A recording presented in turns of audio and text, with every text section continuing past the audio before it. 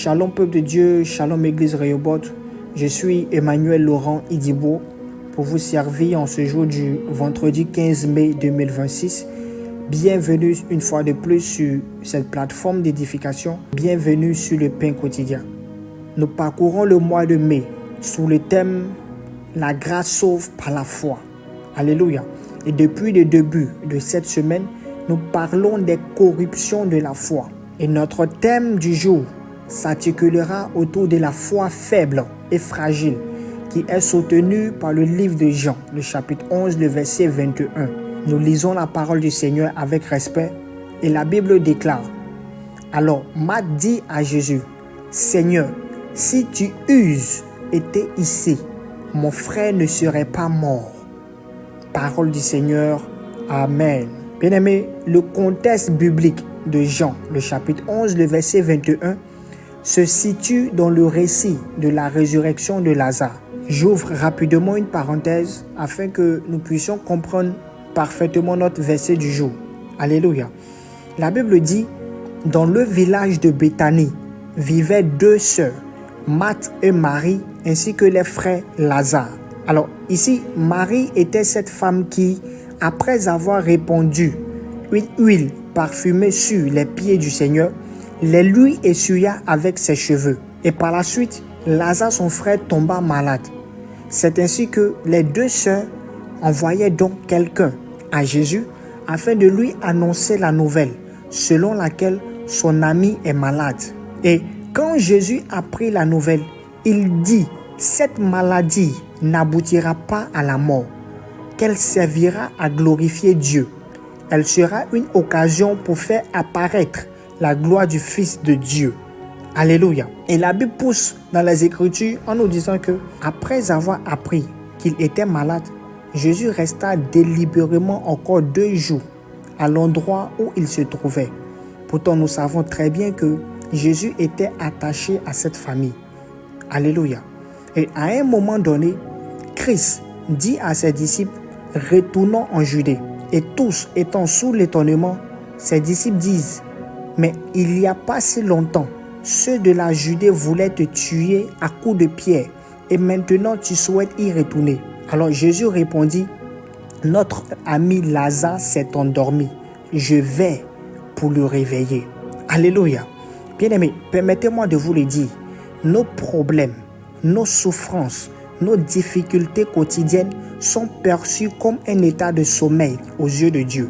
Alors, lorsque nous poursuivons les Écritures, nous voyons que Jésus s'est réjoui du fait qu'il n'y était pas à ce moment-là, car cela était fait dans le but de booster la foi de ses disciples. Et à son arrivée à Béthanie, Lazare était déjà mort depuis 4 jours. Amen, amen. C'est ainsi que Marthe sort à la rencontre de Jésus et dit: Seigneur, si tu avais été ici.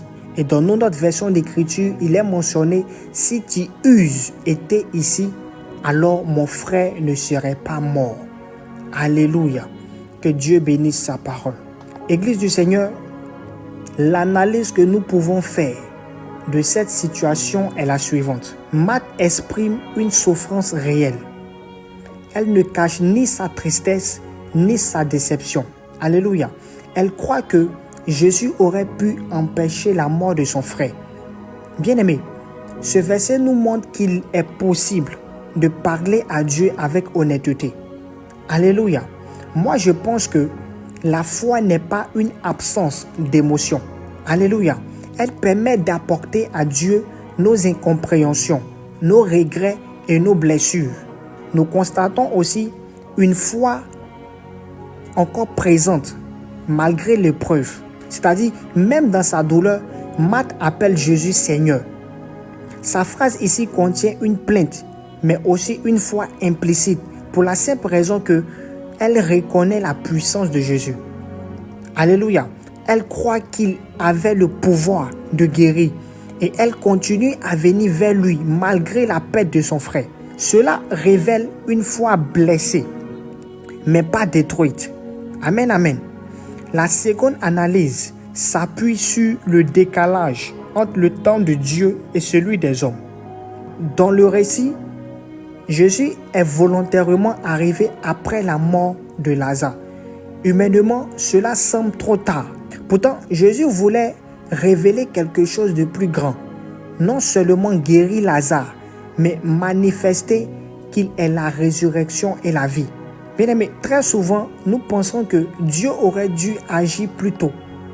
Nous nous disons, si seulement Dieu était intervenu avant mon licenciement, si seulement Dieu était intervenu, alléluia, avant cette perte de contrat avec des partenaires d'affaires. Nous disons, si seulement Dieu était intervenu, alléluia, avant cette fausse couche, avant ce refus de visa.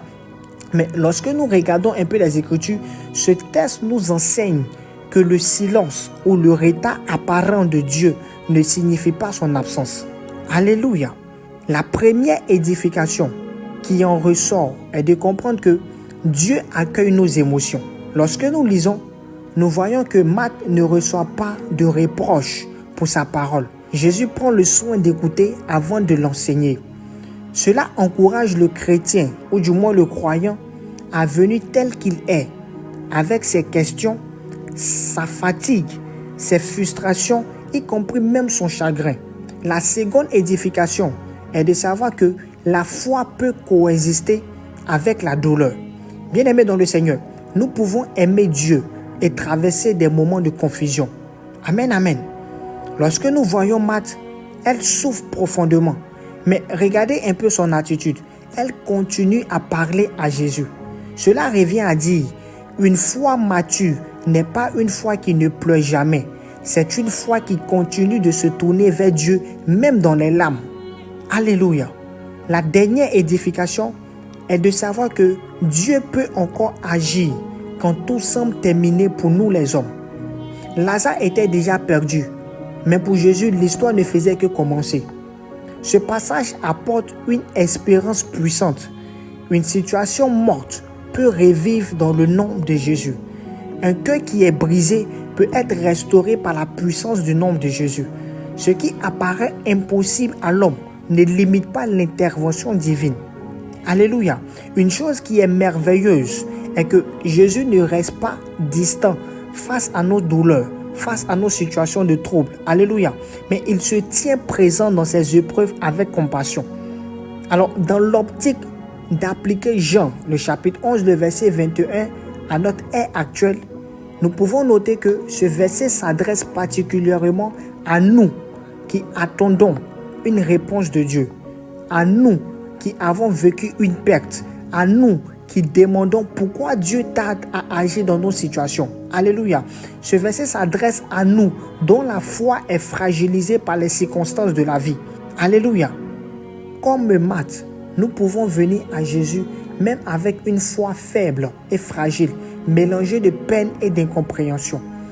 La promesse de Dieu pour nous, au travers de cette édification biblique, est de savoir qu'il est capable de transformer les situations qui semblent irréversibles. Lorsque nous lisons les Écritures, nous constatons que Marthe commence avec « si tu avais été ici ». Mais après, elle finira par entendre une révélation plus grande que ce qu'elle imaginait. Parfois, Dieu ne répond pas seulement à notre attente immédiate, mais il veut aussi approfondir notre compréhension de qui il est. Que la gloire soit rendue à Jésus. Shalom.